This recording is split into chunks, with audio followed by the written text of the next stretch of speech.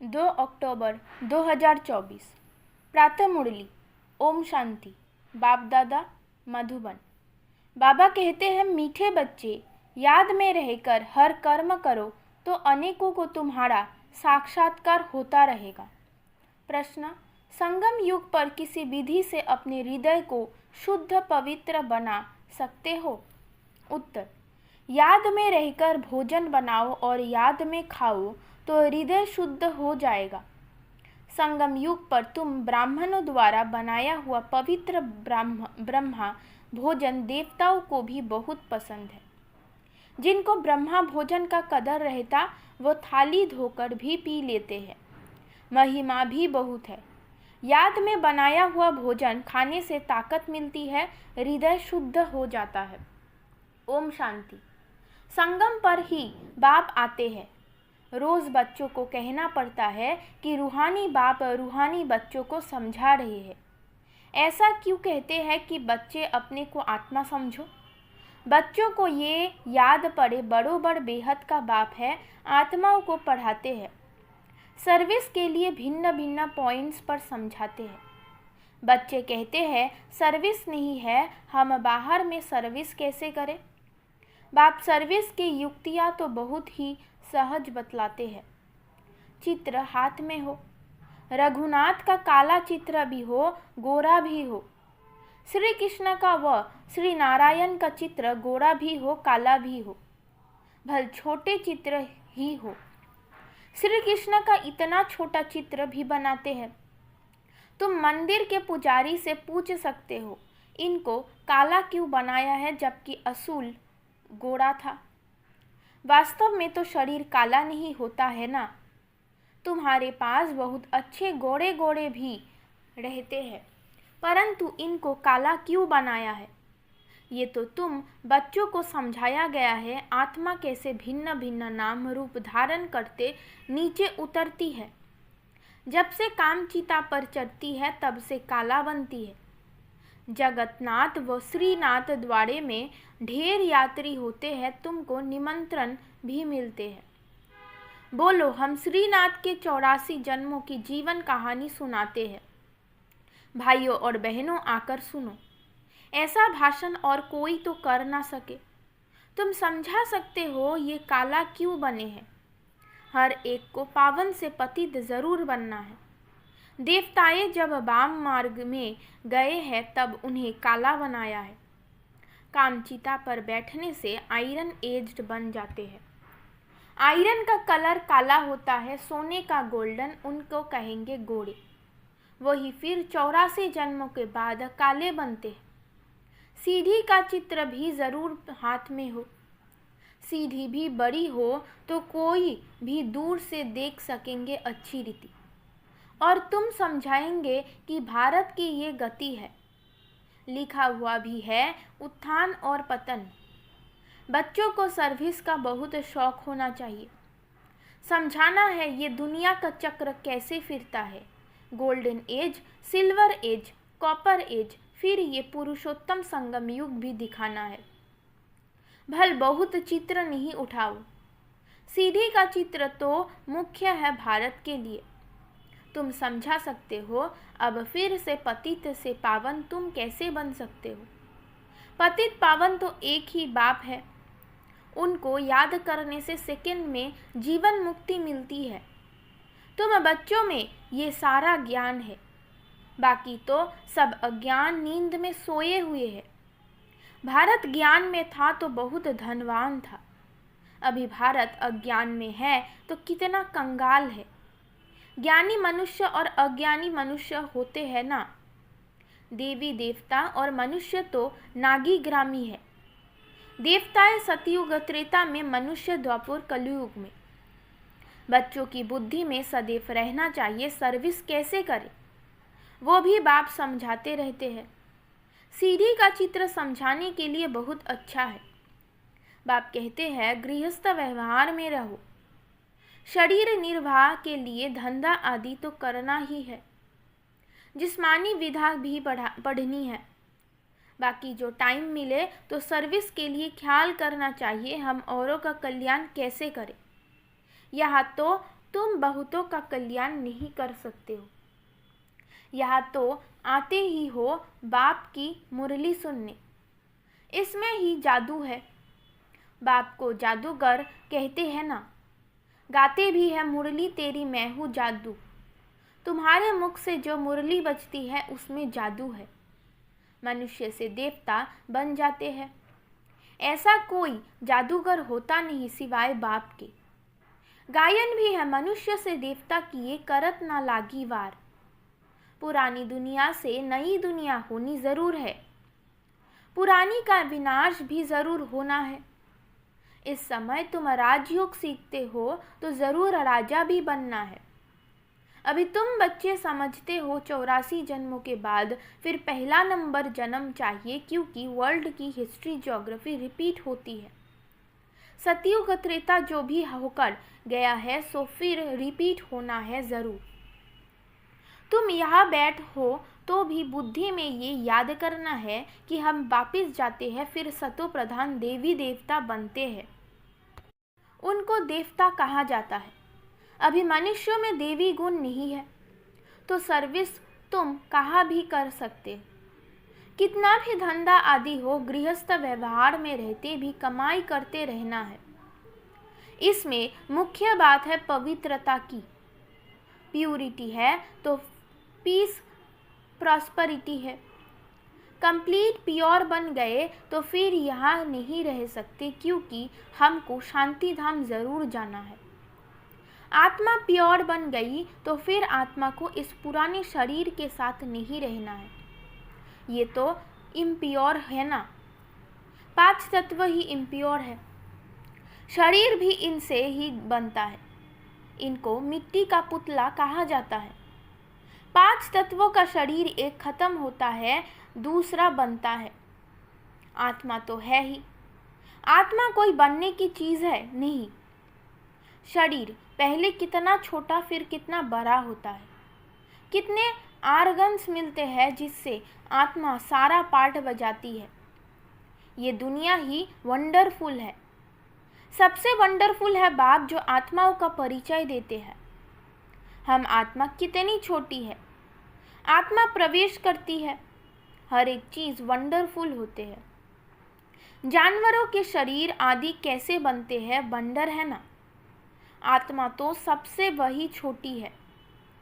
हाथी कितना बड़ा है, उनमें इतनी छोटी आत्मा जाकर बैठती है। बाप तो मनुष्य जन्म की बात समझाते हैं। मनुष्य कितने जन्म लेते हैं, 84 लाख जन्म तो है नहीं। समझाया है जितने धर्म है उतनी वैरायटी बनती है। हर एक आत्मा कितने फीचर्स का शरीर लेती है, वंडर है ना। फिर जब चक्र रिपीट होता है, हर जन्म में फीचर्स, नाम, रूप आदि बदल जाते हैं। ऐसे नहीं कहेंगे कृष्ण काला कृष्ण गोरा, नहीं, उनकी आत्मा पहले गोरी थी, फिर 84 जन्म लेते लेते काली बनती है। तुम्हारी भी आत्मा भिन्न भिन्न फीचर्स, भिन्न भिन्न शरीर लेकर पार्ट बजाती है। ये भी ड्रामा है। तुम बच्चों को कभी भी कोई फिक्रत नहीं होनी चाहिए। सब एक्टर्स हैं। एक शरीर छोड़ दूसरा लेकर फिर पार्ट बजाना ही है। हर जन्म में संबंध आदि बदल जाता है। तो बाप समझाते हैं ये बना बनाया ड्रामा है। आत्मा ही 84 जन्म लेते लेते तमो प्रधान बनी है, अब फिर आत्मा को सतो प्रधान बनना है। पावन तो जरूर बनना है। पावन सृष्टि भी अब पतित है, फिर पावन होनी है। सतो प्रधान तमो प्रधान अक्षर तो है ना। सतो प्रधान सृष्टि, फिर सतो रजो तमो सृष्टि। अभी जो तमो प्रधान बने हैं वही फिर सतो प्रधान कैसे बने। पतित से पावन कैसे बने। बरसात के पानी से तो पावन नहीं बनेंगे। बरसात से तो मनुष्यों का मौत भी हो जाता है। फॉलोअर्स हो जाती है तो कितने डूब जाते हैं। अभी बाप समझाते रहते हैं ये सब खंड नहीं रहेंगे। नेचुरल कैलामिटीज भी मदद देंगी। कितने ढेर मनुष्य, जानवर आदि वो जाते हैं। ऐसे नहीं कि पानी से पावन बन जाते हैं, वो तो शरीर चला जाता है। शरीरों को तो पतित से पावन नहीं बनना है, पावन बनना है आत्मा को। सो पतित पावन तो एक बाप है। भल वो जगत गुरु कहलाते हैं, परंतु गुरु का तो काम है सद्गति देना, वो तो एक ही बाप सद्गति दाता है। बाप सद्गुरु ही सद्गति देते हैं। बाप समझाते तो बहुत रहते हैं, ये भी सुनते हैं ना। गुरु लोग भी बाजू में शिष्य को बिठाते हैं सिखलाने के लिए, ये भी उनके बाजू में बैठता है। बाप समझाते हैं तो ये भी समझाते होंगे ना, इसलिए गुरु ब्रह्मा नंबर 1 में जाता है। शंकर के लिए तो कहते हैं आँख खोलने से भस्म कर देते हैं, फिर उनको तो गुरु नहीं कहा जाता। फिर भी बाप कहते हैं बच्चों मामे कम याद करो। कई बच्चे कहते हैं इतने धंधौड़ी की फिक्रत में रहते हम अपने को आत्मा समझ बाप को कैसे याद करें। बाप समझाते हैं भक्ति मार्ग में भी तुम हे ईश्वर हे भगवान कह याद करते हो ना। याद तब करते हो जब कोई दुख होता है। मरने समय भी कहते हैं राम राम बोलो। बहुत संस्थाओं है जो राम नाम का दान देती है। जैसे तुम ज्ञान का दान देते हो, वो फिर कहते राम बोलो राम बोलो। तुम भी कहते हो शिव बाबा को याद करो, वो तो शिव को जानते ही नहीं, ऐसे राम राम कह देते हैं। अब ये भी क्यों कहते हैं कि राम कहो जबकि परमात्मा सब में है। बाबा बैठ समझाते हैं राम व कृष्ण को परमात्मा नहीं कहा जाता, उन्हें देवता कहा जाता है। उनकी भी कलाएं कम होती जाती है। हर एक चीज़ की कला कम तो होती ही है।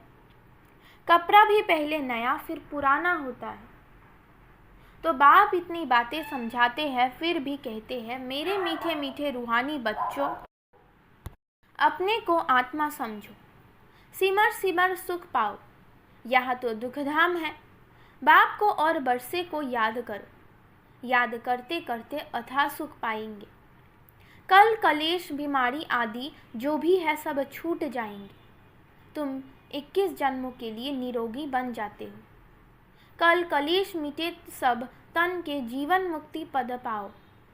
गाते हैं परंतु एक्ट में नहीं आते हैं। तुमको बाप प्रैक्टिकल में समझाते हैं, बाप को सिमरो तो तुम्हारी सब मनोकामनाएं पूरी हो जाएगी, सुखी हो जाएंगे। मोचरा खाकर मानी टुकर खाना, सजा खाकर रोटी का टुकड़ा खाना अच्छा नहीं है। सबको ताजी रोटी पसंद आती है। आजकल तो तेल ही चलता है, वहाँ तो घी की नदियाँ बहती है। तो बच्चों को बाप का सिमरन करना है। बाबा ऐसे भी नहीं कहते यहाँ बैठकर बाप को याद करो, नहीं, चलते फिरते घूमते शिव बाबा को याद करना है। नौकरी आदि भी करनी है। बाप की याद बुद्धि में रहना चाहिए। लौकिक बाप के बच्चे नौकरी आदि करते हैं तो याद रहता ही है ना। कोई भी पूछेगा तो झट बताएंगे हम किसके बच्चे हैं। बुद्धि में बाप की प्रॉपर्टी भी याद रहती है। तुम भी बाप के बच्चे बने हो तो प्रॉपर्टी भी याद है। बाप को भी याद करना है और कोई में से संबंध नहीं। आत्मा में ही सारा पाठ नूंधा हुआ है जो इमर्ज होता है। इस ब्राह्मण कुल में तुम्हारा जो कल्प कल्प पाठ चला है वही इमर्ज होता रहता है। बाप समझाते हैं खाना बनाओ, मिठाई बनाओ, शिव बाबा को याद करते रहो। शिव बाबा को याद कर बनाएंगे तो मिठाई खाने वाले का भी कल्याण होगा। वह का साक्षात्कार भी हो सकता है, ब्रह्मा का भी साक्षात्कार हो सकता है। शुद्ध अन्न पड़ता है तो ब्रह्मा का, श्री कृष्ण का, शिव का साक्षात्कार कर सकते हैं।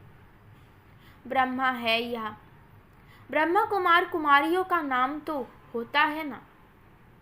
बहुतों को साक्षात्कार होते रहेंगे क्योंकि बाप को याद करते हो ना। बाप युक्तियाँ तो बहुत ही बताते हैं, वो मुख से राम राम बोलते हैं, तुमको मुख से कुछ बोलना नहीं है। जैसे वो लोग समझते हैं गुरु नानक को भोग लगा रहे हैं, तुम भी समझते हो हम शिव बाबा को भोग लगाने के लिए बनाते हैं। शिव बाबा को याद करते बनाएंगे तो बहुतों का कल्याण हो सकता है। उस भोजन में ताकत हो जाती है, इसलिए बाबा भोजन बनाने वालों को भी कहते हैं शिव बाबा को याद कर बनाते हो। लिखा हुआ भी है शिव बाबा याद है। याद में रहकर बनाएंगे तो खाने वालों को भी ताकत मिलेगी, हृदय शुद्ध होगा। ब्रह्मा भोजन का गायन भी है ना। ब्राह्मणों का बनाया हुआ भोजन देवताई भी पसंद करते हैं, ये भी शास्त्रों में है।